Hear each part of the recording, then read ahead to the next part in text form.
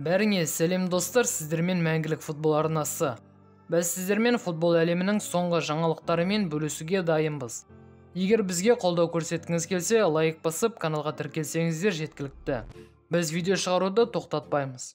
Олай болса, көп созбайық, біз бастаймыз.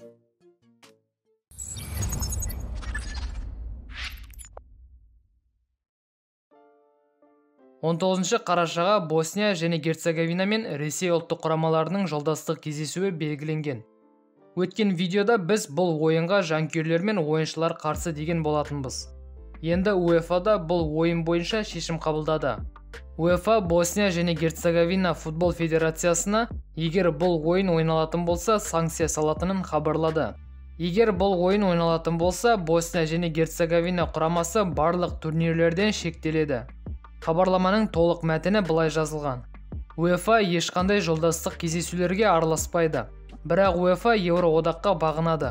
Сондықтан егер Босния және Герцеговина мен Ресей құрамаларының арасында жолдастық кездесу өтсе, Еуроодақ Ресей футбол федерациясына салуды талап еткен санкциялар Босния және Герцеговина футбол федерациясына салынады. Қысқасын айтқанда, егер бұл ойын ойналса, ұлттық құрамада кәсіби футбол клубтары да УЕФА турнирлерінен шектетіледі. Бірақ менің ойымша, алдағы бірнеше күнде Босния және Герцеговина футбол федерациясы өз ойларын өзгертеді. Әрине, егер ақмақ болмаса. Томас Тухель Челсиден кеткеннен кейін алғаш рет өз ойымен бөлісті. 7 қыркүйекте неміс маманы Челсиден қуылған болатын. Осылай болатыны 1-2 апта бұрын болжауға болатын еді. Себебі американдықтар Челсиді күшейтуге қыруар қаржы бөлді. Керек деген ойыншыларды алып берді. Бірақ сонда да Тухель жаңа басшылармен ерегесіп жүрген. Тухельге американдықтардың алғысы келген ойыншыларын кейбіреулерін алып бермегені ұнамай қалған секілді. Міне, енді қууға себеп таппай отырған басшыларға Чемпиондар лигасында керемет сылтау табылды. Орнын босатқаннан кейін Тухель бірнеше күн үнсіз болған. Міне, енді өз ойымен бөлісу үшін 2 жыл бойы бой көрсетпеген Twitter желісіне қайта оралды. Бұл менің өмірімдегі жазып жатқан ең қиын хабарламам. Мен мансабымның соңына дейін бұндай хабарлама жазбайтын шығармын деп үміттендім. Менің Челсидегі уақытым біткені үшін қатты күйінемін. Бұл менің өмірімде кәсіби және жеке тұрғыда өз үйімде жүргендей сезінген клуб. Барлық қызметкерлерге, ойыншыларға және жанкүйерлерге мені басынан бастап жақсы қарсы алғандары үшін рахмет айтамын. Командаға Чемпиондар лигасы мен клубтар арасындағы әлем чемпионатына жеңіске жетуге көмектескендігімді мақтанышым мен қуанышым менімен мәңгі қалады. Мен бұл клубтың тарихының бір бөлігі болғанымды мақтан тұтамын. Және соңғы 19 айдағы естеліктер менің жүрегімде әрқашан ерекше орында болады, деп жазды Тухель. Әрине, Тухель керемет бапкер екендігіне сөз жоқ. Тухель Абрамович секілді нағыз футболды жасағысы келетін адам. Ал қазіргі Челсиге жаңадан келген басшыларға футболдың керегі жоқ. Оларға үстінен ақша табатын бренд керек.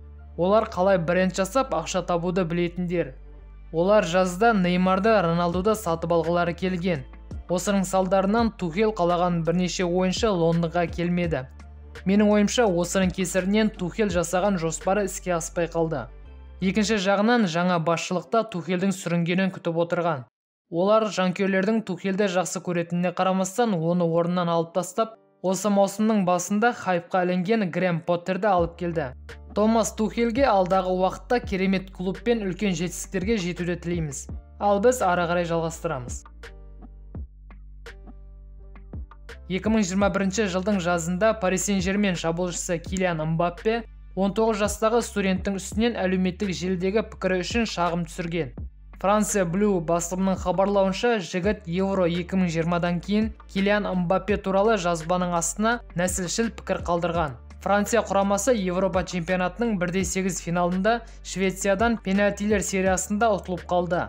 Ал Мбаппенің өзі шешуші 11 метрді голға айналдырған жоқ.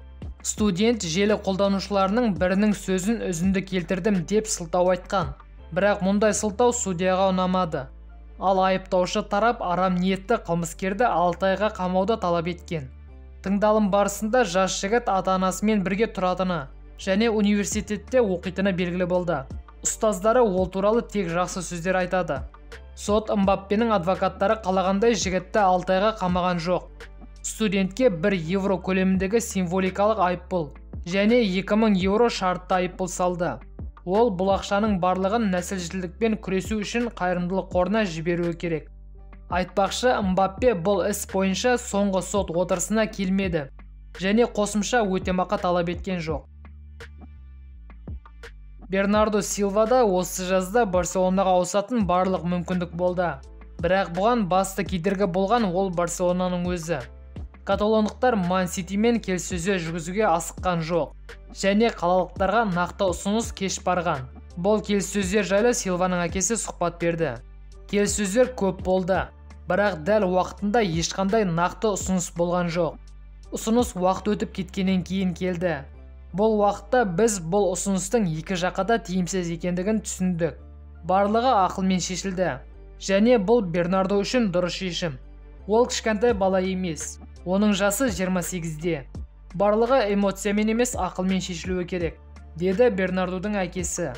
Егер каталондықтар ақша таба алса, осы қыста Бернардуға уақытында ұсыныс жасауға барлық мүмкіндіктері болады. Ал Diario Sport басылымы Силваның осы қыста Барселонаға келетініне сенімді. Барселонаның спорт директорының айтуынша, Бернардумен біраз бағыттар бойынша келіссөздер жүргізіп қойған және ойыншыны сатып алу қиын емес.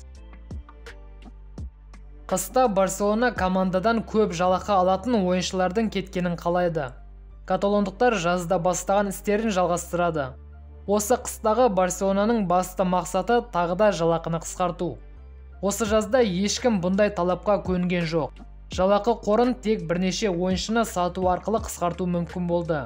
Қыста сатылуы мүмкін деген ойыншылар Фрэнки де Йонг, Жерар Пике, Жорди Альба және Мемфис Депай. Бұлар командадағы ең көп жалақы алатындар. Бұған қоса Матео Аламини осы қыста алаңға шықпай жүрген ойыншыларды да сатумен айналысатын болады. The Times басылымының хабарлауынша, Челси PSG спорт директоры Луиш Кампушты Челсиге шақыруда. Тодд Болиге Челсидің қазіргі құрамы ұнамайды. Қысқа трансферде Челси тағы да қыруар қаржы жұмсап, құрамды өзгертеді. Айта кетейік, Челси осы жазда Европа клубтарының ішінде трансферге ең көп ақша жұмсаған клуб атанды. Грэм Поттерде командаға Кампуштың келгенін қалайды. Достар, бүгінгі жаңалықтар осымен тәмам. Видео ұнаса лайк басып, жаңалықтар жайлы өздеріңізді комментте қалдыруды ұмытпайық. Және арнаға тіркеліп жатқандарыңыз үшін көп рахмет. Ал біз қоштаспаймыз, келесі видеода кездескенше аман сау болыңыз.